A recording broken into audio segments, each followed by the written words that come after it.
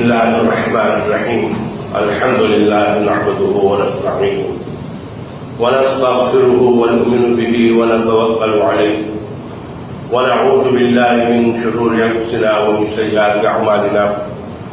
من يهده الله فلا مضل له ومن يضلل فلا هادي له ونشهد ان لا اله الا الله وحده لا شريك له ونشهد ان سيدنا مولانا محمدا عبده ورسوله اما بعد فاعوذ بالله من الشيطان الرجيم بسم الله الرحمن الرحيم ان صلاتي ونسكي ومحياي ومماتي لله رب العالمين. محترم حضرات، آج رات کو انشاءاللہ چاند دکھ جائے گا اور ذی الحجہ کا مہینہ شروع ہو جائے گا. جو قربانی جو اس مہینے کے ساتھ 10 ذی الحجہ 11 12 کے ساتھ برخاست ہے، یہ حضرت ابراہیم علیہ السلام کی ہمارے لیے سنت ہے. لیکن قربانی کا جو طریقہ ہے یا قربانی کا جو رواج ہے، جو عمل ہے، وہ حضرت آدم علیہ السلام کے دور سے ثابت ہے. اصل میں قربانی کی جو ویاخیا کی جا سکتی ہے، تعریف کی جا سکتی ہے، اس کے میننگ ہے کہ اللہ کو راضی کرنے کے لیے کچھ کرنا، قربانی دینا، اس کو قربان کہتے ہیں. تو وہ یہ تھا کہ حضرت آدم علیہ السلام کے جب دنیا کے اندر اترے ہیں اور اترنے کے بعد آپ کے یہاں پر اولاد کا سلسلہ چلا، تو ہر مرتبہ جوڑا پیدا ہوتا ہے، ایک لڑکا اور ایک لڑکی، اور اس کے بعد پھر دوسرا جوڑا بہت پیدا ہوتا، اس میں بھی لڑکا لڑکی ہوتی. پھر یہی انسان تھے، انہی کے اندر رشتہ چل رہا تھا. تو اللہ نے یہ قرار دیا ہے کہ جو ساتھ میں پیدا ہوتے ہیں وہ بہن بھائی ہیں، اور اس کے بعد میں دوسری مرتبہ جو پیدا ہوئے ہیں ان کا ایک دوسرے کے اندر نکاح کیا جا سکتا ہے. تو وہ یہ کہ ایک مرتبہ حابیل پیدا ہوئے، وہ خوبصورت تھے، ان کے ساتھ لڑکی جو پیدا ہوئی وہ بدصورت تھی، یعنی خوبصورت نہیں. پھر قابل پیدا ہوا، اس کے ساتھ جو لڑکی تھی وہ خوبصورت تھی. تو جو طریقہ اللہ نے طے کیا تھا اس کے اعتبار سے قابل کا حابیل کے ساتھ میں جو لڑکی تھی اس سے نکاح ہونا ہے، اور حابیل کا جو نکاح ہونا ہے وہ قابل کے ساتھ میں جو لڑکی ہے اس کا ہونا ہے. یہاں پر لڑکی جو ہے خوبصورت ہے اور اس کے ساتھ بھی جو ہے خوبصورت نہیں ہے، تو اس کو اس پر اعتراض ہوا. اس نے اس بات کو ماننے سے انکار کر دیا اور یہ کہا کہ میرے ساتھ جو لڑکی پیدا ہوئی میں اس سے نکاح کروں گا. حضرت آدم علیہ السلام نے سمجھایا کہ بھائی یہ اللہ کا بنایا ہوا قانون ہے اور اللہ کے قانون کے خلاف نہیں جاتے ہیں. لیکن جب اس نے ٹھیک کی تو آپ نے کہا اچھا ٹھیک ایک کام کرو، اگر تمہیں لگتا ہے تم جو بات کہہ رہے ہو وہ صحیح ہے،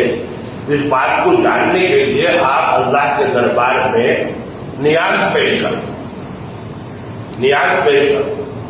تو اس دور میں یعنی شروع کے دور میں آج جیسے کہ اللہ نے یہ طے کر دیا کہ بھائی جانور کی یہ قربانی ہوگی، اس دور میں ایسا نہیں تھا. اس دور میں یہ تھا کہ آدمی جو استعمال کرتا تھا یا پیدا کرتا تھا یا جس کا کام کرتا تھا وہ اپنی پروڈکٹ کو، اپنی پیداوار کو اللہ کے لیے نیاز میں پیش کرتا تھا. تو جو حابیل تھا اس کے پاس پہ میڈا یعنی وہ بکریاں چلایا کرتا تھا، تو اس کی پیدائش جو ہے جانوروں کی تھی، تو اس پہ اللہ کے دربار میں میڈا رکھا. اور قابل جو ہے وہ کھیتی باڑی کرتا تھا، اس کے پاس اناج وغیرہ تھا، وہ اس پہ اللہ کے دربار میں نیاز رکھی، اناج رکھا. اب اس میں ہونا یہ تھا کہ اللہ کی طرف سے پہلے یہ وہ دعا کرتا تھا کہ جس کی بھی نیاز یعنی جس کی بھی قربانی، جس کا بھی تحفہ اللہ قبول کرتے تھے، اس کے اوپر آسمان سے آگ آتی تھی، اس کو جلا کر ختم کر دیتی تھی. یہ اس بات کی نشانی ہوا کرتی تھی کہ اس کی قربانی کو، اس کی نیاز کو اللہ نے قبول کر لیا. تو ان دونوں نے جب رکھا وہ پہاڑی کے اوپر، تو آسمان سے آگ آئی اور حابیل جو رائٹ تھا، صحیح تھا، اللہ کے بتائے ہوئے قانون پر عمل کرنے والا تھا، اس کی قربانی کو آسمان کی آگ نے جلا کر ختم کر دیا. اب یہاں پر قابل کو ہار ہوئی تو انسان کی ایک فطرت ہے کہ آدمی اپنے آپ کو چیز کو جو حق ہے اس کے سامنے جھکا دے، سب مان لے، یہ اس کے لیے اچھا ہوتا ہے. لیکن اگر آدمی مانتا نہیں ہے اور لڑنے کی کوشش کرتا ہے تو پھر وہ گمراہی کی طرف اور برے اعمال کی طرف، برے نتیجے کی طرف جاتا ہے. تو یہی معاملہ قابل کا ہوا کہ قابل نے اپنی اصلاح کو قبول نہیں کیا، اس کے اندر خلت بیٹھ گئی اور اس نے کہا کہ اس کی وجہ سے میں ہارا ہوں تو میں اس کو چھوڑوں گا نہیں. اب اس کے لیے سب سے بڑا مسئلہ یہ تھا کہ میں قابل کو کیسے نقصان پہنچاؤں، کیونکہ دنیا میں وہ اکیلے تھے، انہیں پتہ نہیں تھا کہ بھائی کیسے نقصان پہنچایا جا سکتا ہے، کسی کو کیسے مارا جا سکتا ہے، کیسے قتل کیا جا سکتا ہے. ہم دنیا کے اندر ہے تو دنیا کے اندر فلمیں چلتی ہیں، کتابیں چلتی ہیں، پیپر میں آتا ہے کہ بھائی کس آدمی کو کیسے مارا جا سکتا ہے، کیسے یہاں تک کیا تو یوٹیوب کے اوپر آپ جتنی چاہے اسکیمیں دیکھ لو کس کو کیسے قتل کرنا. تو نئے تھے یہ دونوں کے دونوں. تو اس وقت اس سے پہلے کوئی ایسا بناؤ نہیں ہوا تھا، کوئی مرا نہیں تھا، کسی کو مارا نہیں گیا تھا. تو یہ تو جذبہ تھا کہ مجھے ماننا ہے، مجھے کرنا ہے کچھ، لیکن یہ اس کو پتا نہیں تھا کہ کیسے کیا جائے. اس موقع پر شیطان نے قابل کی مدد کی. قابل کو اس نے راستہ دکھایا کہ دو جانور ہیں، ایک جانور لیٹا ہوا ہے، سو رہا ہے، اور دوسرا جانور آتا ہے، پتھر اٹھاتا ہے اور سوتے ہوئے جانور کے سر پر مار دیتا ہے، وہ مر جاتا ہے. اس کو راستہ مل گیا. بولے یار یہ تو مجھے پتہ ہی نہیں تھا کہ ایسے بھی ہو سکتا ہے. پھر اس نے جب کہ حابیل سو رہا تھا ایک پتھر لیا اور سوتے ہوئے کے سر پر پتھر مار دیا، جس سے وہ ختم ہو گیا. اب ختم ہونے کے بعد لاش کو چھپانا ہے تو کوئی پتہ نہیں. تو پہلا آدمی آج تک کسی کو دفن نہیں کیا گیا، کسی کو جلایا نہیں گیا، تو طریقہ کیسے معلوم؟ آج تو سب معلوم. تو یہ پریشان تھا، اپنے بھائی کی لاش کو کندھے پہ لے کر جگڑوں گھومتا تھا کہ پتہ نہ چل جائے گا آدم علیہ السلام کہ میں نے ایسا کام کیا ہے. تو اس موقع پر اللہ کو رحم آیا کہ اپنے بندے کی لاش اس طرح سے رجڑتی رہے، اس کا کفن کا کچھ انتظام نہ ہو. تو آپ نے دو کوا کو بھیجا. ایک کوا بنا ہوا تھا اور دوسرا کوا اس اپنے بھائی کی لاش کو دفنانے کے لیے زمین کو کھودتا ہے. کھودنے کے بعد جب کھڈا ہو جاتا ہے اپنے بھائی کی لاش گرا دیتا ہے کوے کی اور اوپر سے مٹی لگا دیتا ہے. تو اس کو سمجھ میں آپ کو کہتا ہے یعنی کوا مجھ سے کیا ہے، میرے کو اتنی سمجھ نہیں پڑی کہ کیسے کرنا ہے. یہ اللہ کا نظام ہے کہ پہلی مرتبہ تھا تو اللہ نے اس طرح سکھایا. تو یہ قربانی کا نظام ہمیشہ چلا آتا ہے. آج آپ غیر مسلموں کے اندر بھی دیکھیں گے کیا بھی ہوتا ہے، وہ اس کو بھیٹ بولتے ہیں، وہ مورتیوں کے نام پر، دیوی دیوتا کے نام پر کرتے ہیں راجستھان میں. اور یہاں تک کہ اگر آپ آسام کے اندر چلے جائیں گے، بنگال کے اندر چلے جائیں گے، نیپال کے اندر چلے جائیں گے، تو وہاں تو ایک وقت میں سینکڑوں جانور قربان کیے جاتے ہیں،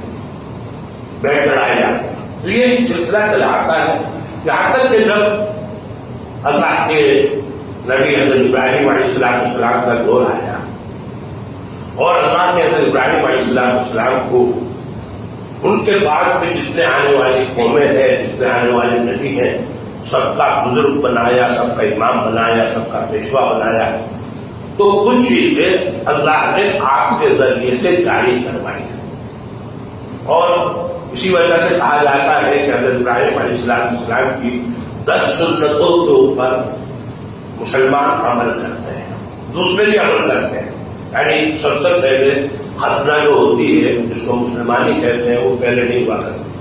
سب سے پہلی ختنہ حضرت ابراہیم علیہ السلام نے 80 85 86 سال کی عمر میں خود اپنی کی. اور آپ کے بعد سے جو آپ کے ماننے والے تینوں قومیں ہیں، یعنی یہ تو یہودی ہے، عیسائی ہے، مسلمان ہے، ان کے یہاں پر تینوں کے یہاں پر ختنوں کا رواج ہے. اسی طریقے سے راہل کاٹنا وغیرہ ہے، یہ مونچھیں کاٹنا، یہ سب جو چیزیں ہیں، یہاں تک کہ اس سے پہلے تک سروں پر بدن پر بڑھاپے کا اظہار نہیں ہوتا تھا، یعنی بال سفید نہیں ہوتے تھے، کالے رہتے تھے۔ سب سے پہلے اللہ تعالیٰ نے حضرت ابراہیم علیہ السلام کو بزرگی، اس کو بال سفید ہونے کو بزرگی کہتے ہیں، بزرگی عطا کرنا۔ تو حضرت ابراہیم علیہ السلام کو جو بزرگی ملی اور بال سفید ہونے شروع ہوئے تو آپ کی لگا کہ یہ کیا ہو گیا، کہ میرا چہرہ بگڑ رہا ہے۔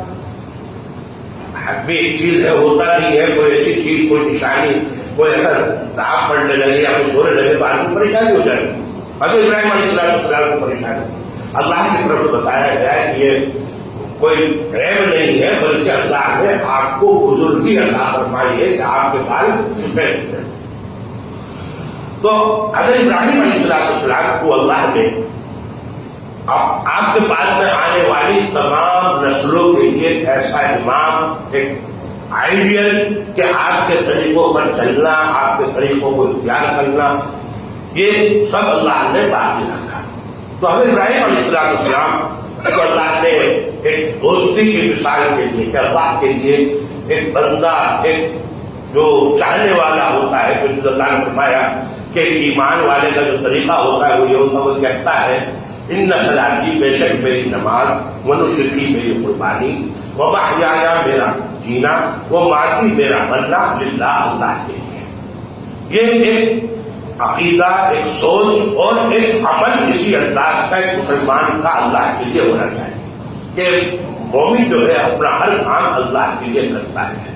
اور اسی وجہ سے آپ نماز پڑھیں، روزہ رکھیں، وہ سب اللہ کے لیے، اللہ کے علاوہ کوئی دوسرا ہے نہیں۔ کیونکہ یہ جو آپ عمل کرتے ہو، عبادت کرتے ہو، چھوٹا بڑے کے دربار میں اپنی نیاز ہے، جیسے قربانی کرتے ہوئے نیاز، نماز پڑھتے ہوئے نیاز، روزہ رکھتے ہوئے نیاز، کس کے لیے؟ اللہ کے لیے۔ انسان جو ہے کسی سمجھ لیجیے، انسان کو اللہ نے اشرف المخلوقات بنایا، یعنی جتنی بھی مخلوق ہے، چاہے وہ آسمان ہو، زمین ہو، پہاڑ ہو، چاند ہو، سورج ہو، فرشتے ہو، فرشتے، ان سے بھی اللہ نے اشرف یعنی ان سے بھی بزرگی والا بنایا۔ تو اب انسان جب اللہ نے بنایا، اس کو ثابت کرنے کے لیے اللہ نے جب حضرت آدم علیہ السلام پیدا کیا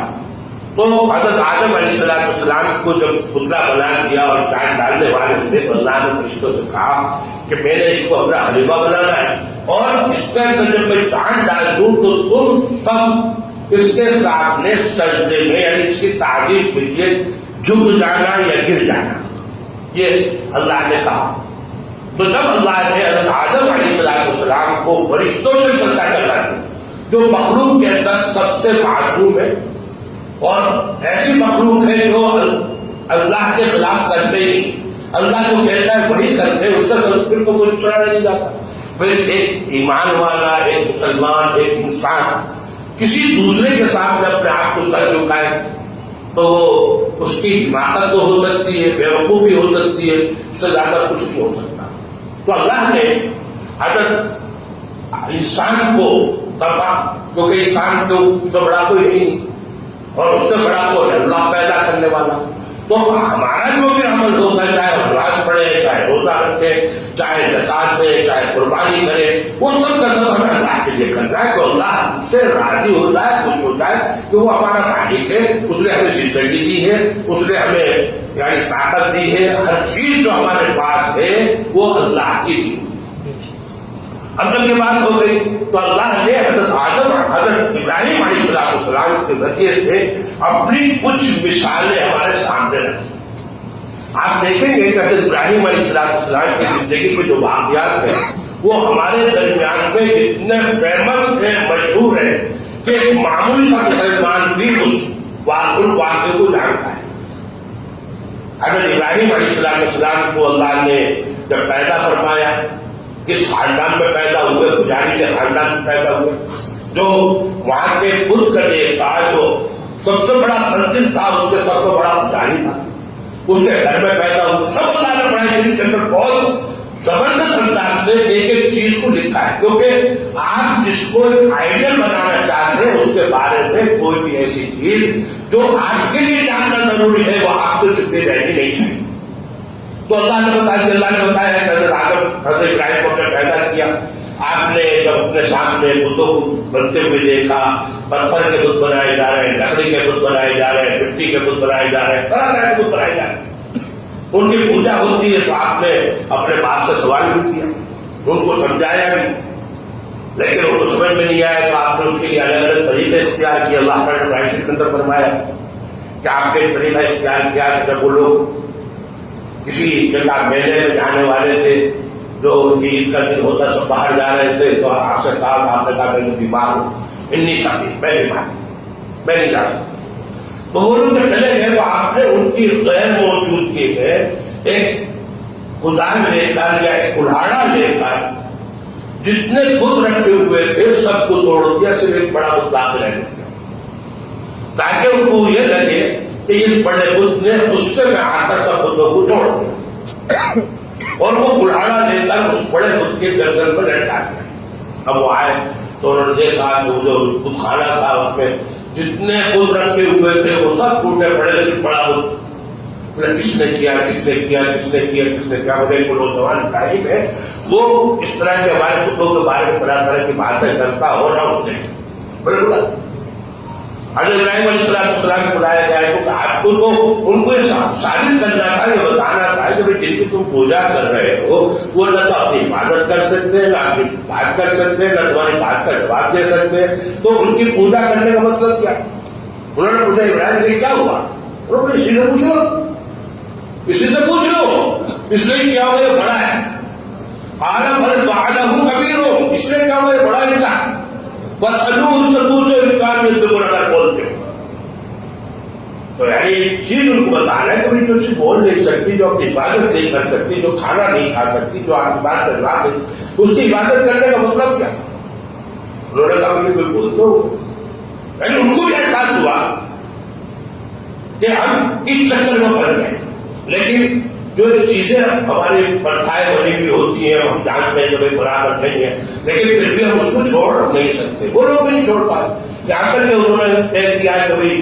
کچھ بھی کرو اس کو مار، یہ اس کو مار، یعنی جس کو کہتے ہیں بلی کا بکرا بنا دینا، اصل کو مان نہیں سکتے تو کیا کرو، اس کو بکرا بنا، تو انہوں نے ابراہیم علیہ السلام کو جلانے کا طے کر دیا، اور اس کے لیے انہوں نے بہت لکڑیاں اکٹھی کروائی، پورا میدان بھر گیا، اسکیمیں چلائی گئی لکڑی اکٹھی کرنے کے لیے کہ اپنے بھگوان کی مدد کرنی ہے تو اتنی لکڑی دے دو، اتنی لکڑی دے دو، پورا میدان بھر گیا دور دور تک، اور اس پہ آگ جلا دی گئی، آگ جلانے کے بعد آگ جو آگ اتنی بڑی جلی ہوگی تو اس کی لکڑیں اس کی گھر پہ کہاں تک جائے گی، اور ابراہیم کو پھینکے کیسے لگا؟ تو اس موقع پر پھر شیطان کو مدد لایا، شیطان ایسے موقعوں پر جہاں انسان سے گناہ کروانا ہو اور اس کو پھنسوانا ہو آ جاتا ہے، کھایا، بولے کیسے ڈالو، بولے وہی ہم کو سمجھ نہیں آتا، بولے طریقہ بتا دو،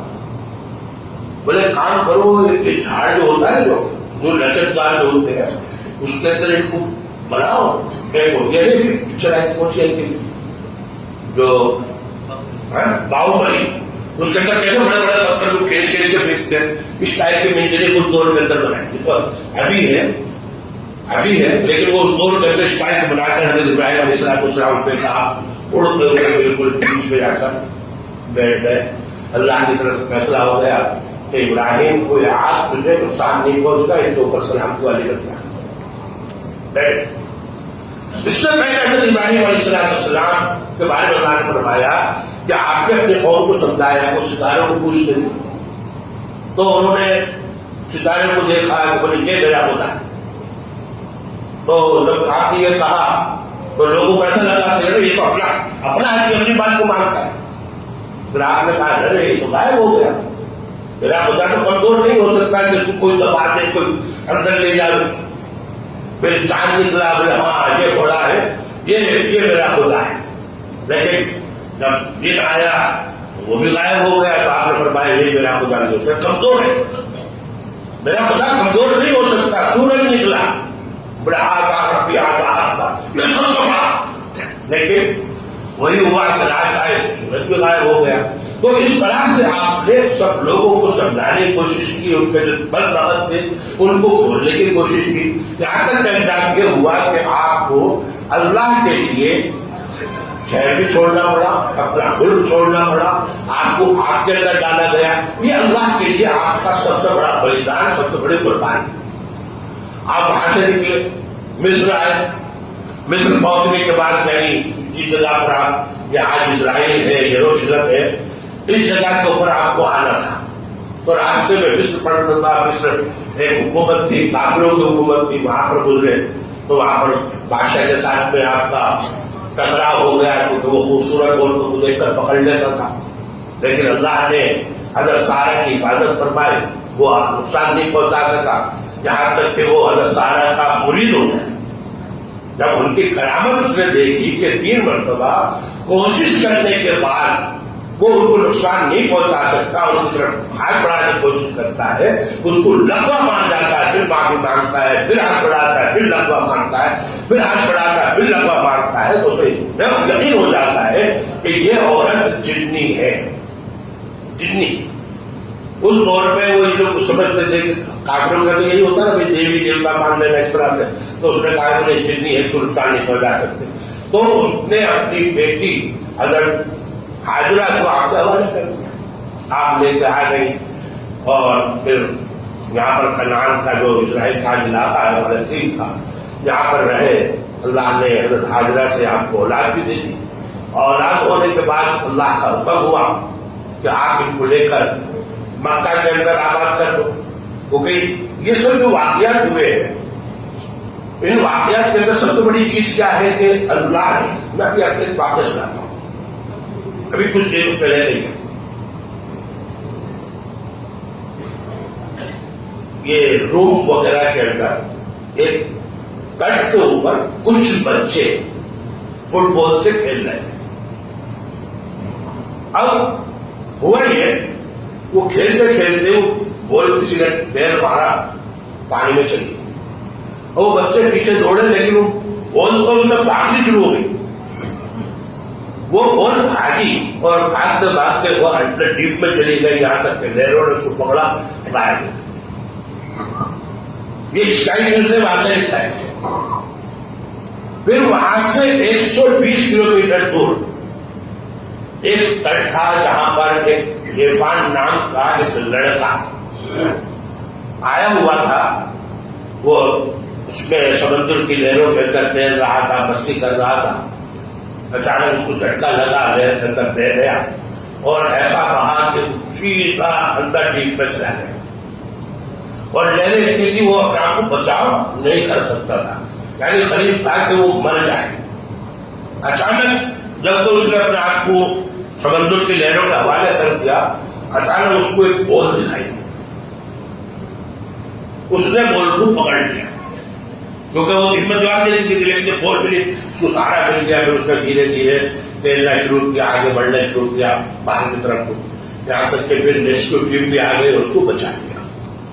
انہوں نے بتایا کہ یہ بال 120 کلومیٹر کا سفر کر کے آئی، وہ بچے جہاں پر جو کھیل رہے ہیں، اللہ نے اس کی حفاظت کرنی، اللہ نے اس کی حفاظت کرنی تھی، تو اس بال کو وہاں سے چلایا، ورنہ 120 کلومیٹر دور اب کسی کو پتہ نہیں۔ لیکن جن لوگوں کو یہ سارا واقعہ پتا تھا کہ یہاں سے یہ ہوا، وہ اس کہانی کو جوڑتا ہے۔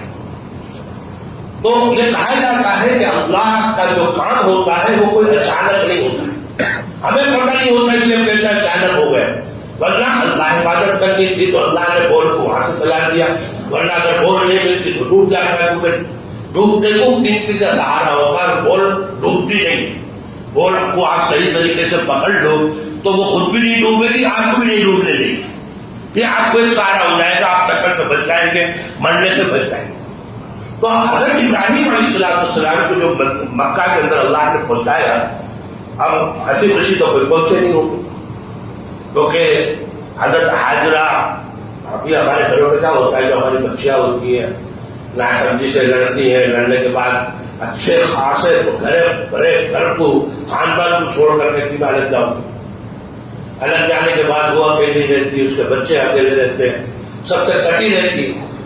لیکن کچھ نہ کچھ ایسے بناؤ بنتے ہیں، ایسے واقعات بنتے ہیں کہ وہ چھوڑ کر یہ سمجھتی ہے کہ اس سے مجھے دور رہنا بہتر ہے،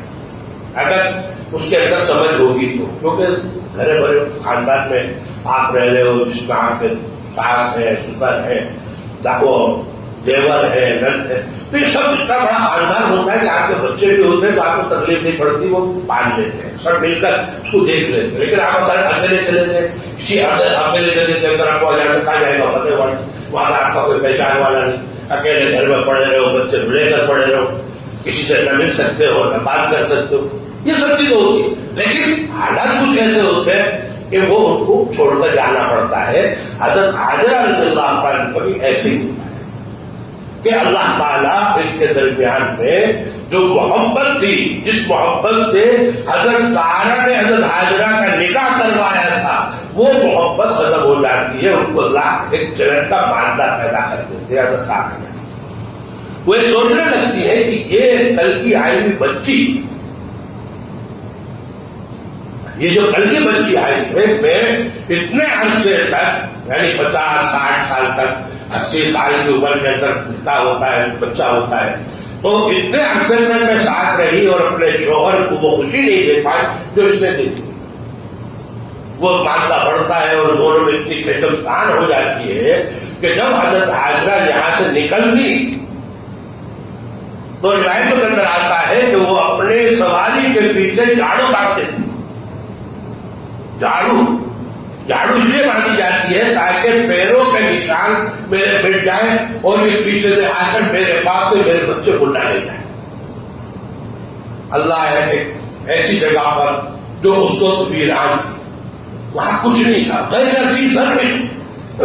یعنی کھیتی باڑی نہیں، جنگل نہیں، جھاڑ نہیں، کوئی سر چھپانے کی جگہ نہیں. نکل محرم، لیکن اللہ کا گھر وہاں پہ بننے والا تھا، پہلے تھا، ابھی نہیں، اس جگہ پر آباد کر دیا.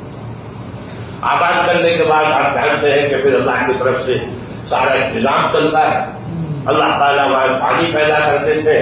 پانی پیدا ہوتا ہے تو جو لوگ دور کہیں ہوتے ہیں اللہ تعالیٰ ان پانی کے اندر وہ کھینچے چلے آتے ہیں. جب پرندے آ جاتے ہیں آسٹریلیا سے، پھر سے ہمارے ہندوستان کے اندر، ہمارے گجرات کے اندر نرسروں اوپر پر جہاں پر ریور فرنٹ کے اوپر ایسے وہ لوگ کھینچ کے چلے آتے، وہاں آبادی ہو جاتی ہے.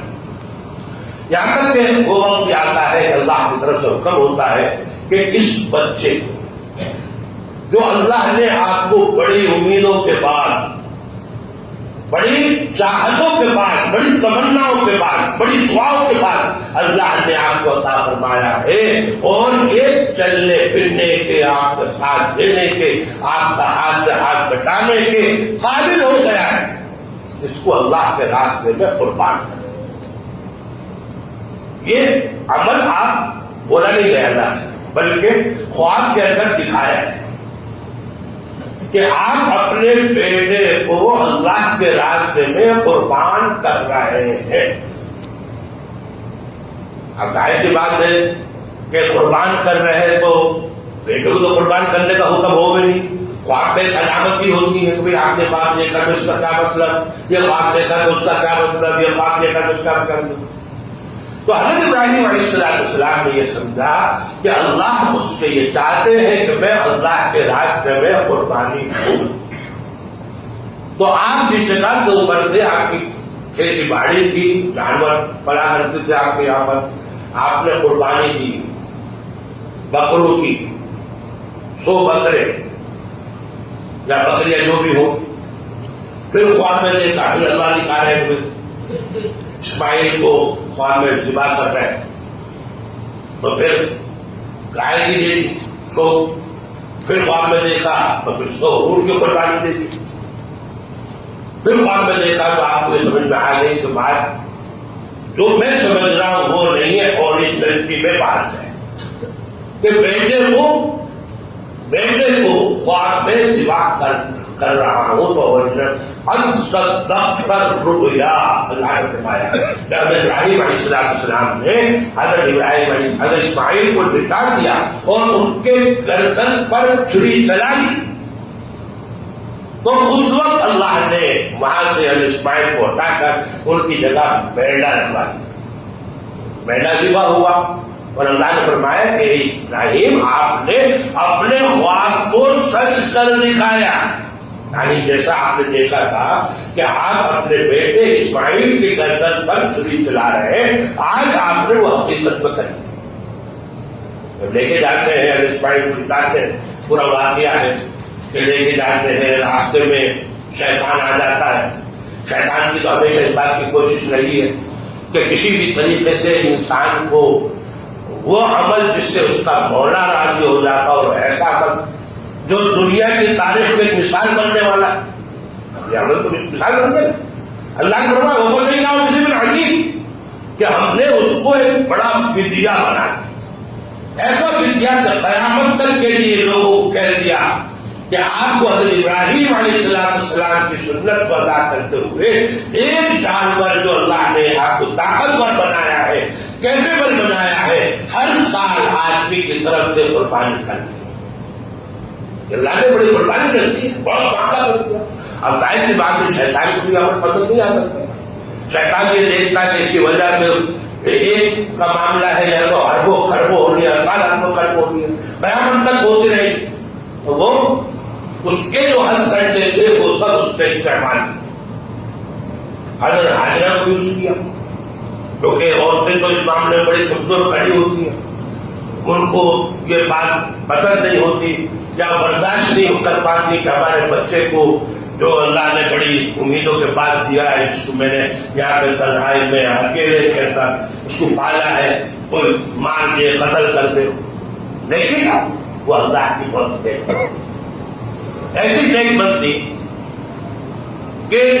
جب حضرت ابراہیم علیہ السلام کو چھوڑ کر جانے لگے تو انہوں نے حضرت ابراہیم علیہ السلام کو یہ کہا تھا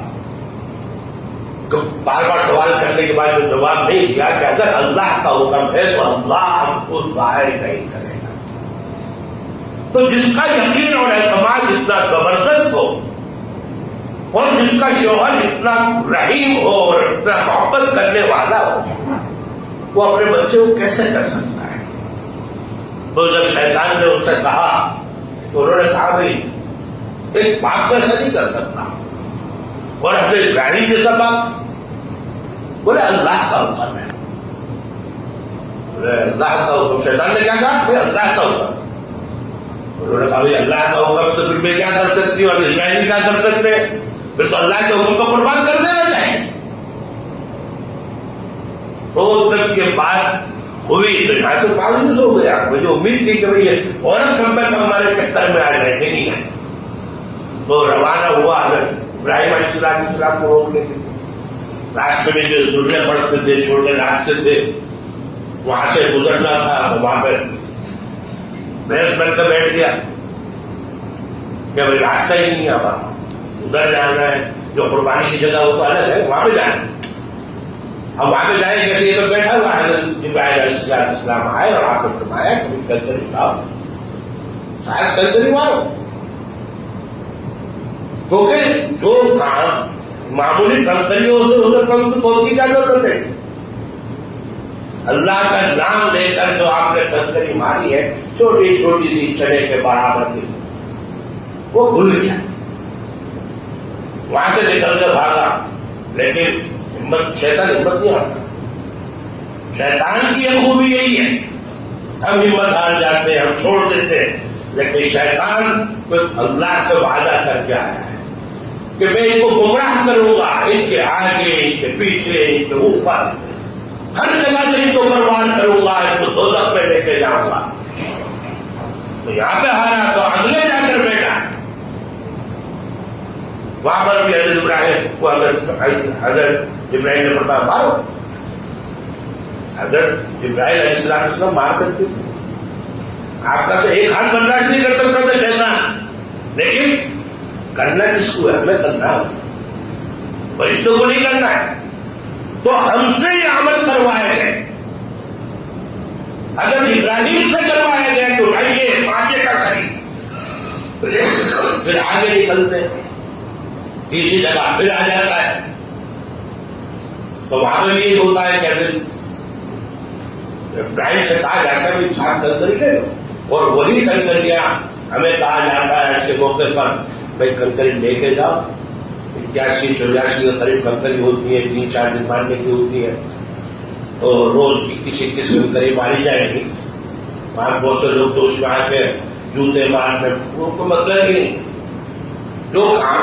معمولی سی چیز سے ہو سکتا ہے اس کے لیے اتنا بڑا پتھر مار کے اپنی انرجی کیوں بیکار کرنا؟ سب سے بڑا نام اللہ کا ہوتا ہے.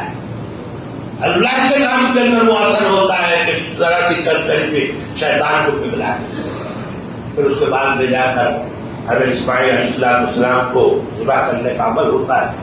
اللہ کے یہاں قبول ہو جاتا ہے، اور قبول ہونے کے بعد میں اللہ تعالیٰ اس عمل کو قیامت تک کے لیے مسلمانوں کے اندر باقی رکھے. اللہ کے نبی علیہ السلام نے مسلمانوں کو حکم دیا. بہت سے لوگ یہ کہتے ہیں کہ پورے خاندان کی طرف سے، پورے خاندان کی طرف نہیں. اصل میں یہ سمجھ لینی چاہیے کہ کچھ چیزیں حضور صلی اللہ علیہ وسلم کی وشیشتائیں ہیں، وہ آپ کے ساتھ خاص ہے. آپ کا طریقہ یہ تھا کہ آپ ہر سال 2 بھیڑیں قربان کیا کرتے. ایک آپ کا اپنی طرف ہوتا تھا اور ایک کا ثواب آپ پوری امت کو پہنچایا کرتے. قربانی کے اندر اگر ایک مینڈا، ایک بکرا، کوئی بھی اگر ہم کریں گے 2 آدمیوں کی طرف سے ہوگا تو قربانی قبول نہیں ہوگی. آپ سنیے، 2 آدمیوں کی طرف سے، یعنی ایک بکرا ہے، میں کہوں میں اور میرے بیٹے کی طرف سے، تو بیکار ہو جائے. اصول یہی ہے کہ ایک حصہ ایک آدمی کی طرف سے ہونا چاہیے، 5 حصے 5 کی طرف سے ہونے چاہیے. یہ نہیں ہے کہ ہم لوگ کہتے ہیں وہ نہیں ہوگا. ہاں یہ ہوتا ہے کہ ایک میں نے کر دی قربانی اور اس کا ثواب میں پوری مسجد والوں کو پہنچا چلے. ایک جانور کا ثواب آپ کو سب کو پہنچا سکتے ہیں، لیکن قربانی تو ایک کی طرف سے ہی ہوگی، 10 کی طرف سے نہیں ہوگی، 15 کی طرف سے نہیں ہوگی، 2 کی طرف سے نہیں ہوگی. یہ چیز سمجھ لینی ضروری ہے. اور یہ اتنی زبردست اللہ نبی علیہ السلام نے حکم دیا ہے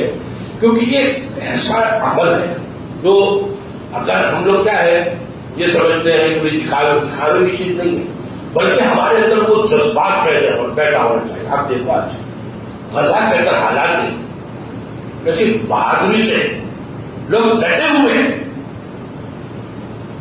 آج 8-9 مہینے سے زیادہ ان کے اوپر ہو چکے ہیں، بھوکے ہیں، پیاسے ہیں، کھانا نہیں ہے، لیکن ہمت نہیں توڑ پا رہے. وہ اللہ نے ان کا وہ ایمان بنایا، وہ ان کا ایمان کہ ہر چیز ان کی تباہ کر دی گئی ہے، لیکن آج ان کی زبان سے آج تک یہ نہیں نکلا کہ بھئی یہ جنگ بند کر دو، یہ تم چھوڑ دو، ہمیں جانے دو. مر رہے ہیں، بچے مر رہے ہیں. ایک آدمی کے پورا خاندان جو اسماعیل حانیہ ہے ان کا پورا خاندان ختم ہو گیا. 60-65 آدمی عید کے اوپر ابھی ان کے 3 لڑکے مارے ہیں، پودے مارے ہیں،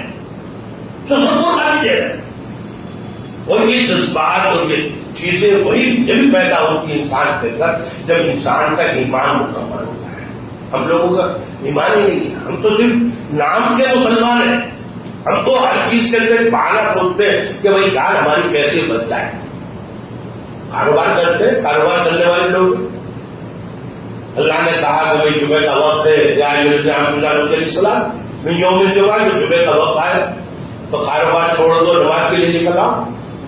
وزر البیع، ویپار چھوڑ دو. لیکن ہم لوگوں نے تو اس پر راستہ نکال دیا، باہر نکال دیا. بھائی یار ہم نے تو دکان اتنی پھیلا دی، ہم نے تو دکان اتنی ساری پھیلا دی ہے، ساری دنیا میں پھیلا کے بیٹھے ہیں. اب دکان تو بند نہیں ہو سکتی، کیا کریں گے؟ بھائی میں یہاں پڑ جاتا ہوں، میں آؤں گا تو ادھر چلا جائے گا.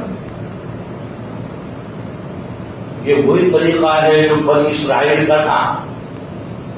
کہ شنیوار کے دن ان کو یہ کہا گیا کہ مچھلی کا شکار نہیں کرنا،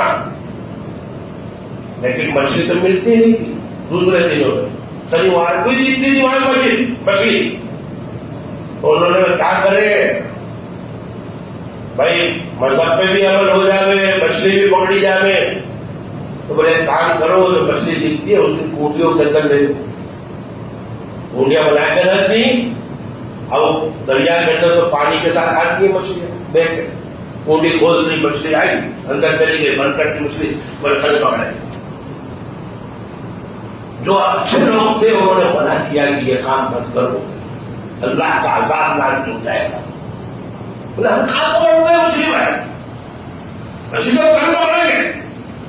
اللہ نے ان کو سور اور بندر بنا دیا. یہ حالت ہماری, ہم نے وہی راستے وہی مانے جو انہوں نے اختیار کیے تھے وہ ہم نے اختیار کیے. اللہ نے تو ہم کو کہا ہے, ہم کو جو 1 گھنٹہ ہوتا تو پورا دن تھا. آج آپ یہودیوں کے اندر جاؤ شنیوار کے دن, یہ نیتن یاہو کو کہو کہ کسی بڑے سفر میں جانا, بولے شنیوار کے دن سفر نہیں کروں گا, بولے عبادت کا دن ہے, منع کر دے گا, نہیں جائے گا. ہم کو تو صرف 1 گھنٹے کا ہوگا. پہلے اتنی دینداری نہیں تھی, ہمارے بچپنے کی بات ہے, اتنی دینداری نہیں تھی. تو جو مسلمانوں کی دکانیں بھی کم تھی, لیکن جو دکانیں ہوا کرتی تھی تو لکھا ہوا تھا کہ 12 سے 2 تک میری دکان بند رہے گی, پٹا لگا ہوا ہوگا, شٹروں کا گھنٹے. اور آج نہیں ہے. اب دیندار لوگ ہیں, نمازوں سے پابند ہیں, اپنے آپ کو بہت دعوے دار بولتے ہیں, لیکن دکانیں کھلی ہوئی ہیں. تو اس کمائی کیا کہیں گے؟ اللہ کے حکم کے خلاف آپ نے جو کام کیا ہے, اگر آپ کسی سمجھدار آدمی سے پوچھیں گے, چاہے کہ وہ داروں کا دھندا ہو, اس کی کمائی حرام, یا اس طرح سے جو اللہ کے حکم کیا گیا وہ حرام ہے, بہت بڑا لگے گا. بولے یہ حقیقت بول رہا ہوں, یہ حقیقت ہے کہ اللہ نے جب منع کر دیا کہ وزر البیع, ویپار چھوڑ دو, اور اس وقت آپ نے 1 روپیہ بھی اگر کما لیا, ویپار کر لیا, اور اس کے دھندے میں, دارو کے دھندے میں, جگار کے دھندے میں, حرام کے دھندے میں کوئی فرق نہیں, کوئی فرق نہیں. معلوم کر کے دیکھو آپ اس کو, جس سے معلوم کر سکتے ہو معلوم کر لو. ان چیزوں کو سمجھنے کی ضرورت ہے. آج جو مار کھا رہے ہیں, جو مار پڑ رہی ہے, انہی وجہ سے ہے کہ ہم نے ہر چیزوں کے اندر بہانے بنا دیے. اس آگے شاید الحمد للہ رب العالمین.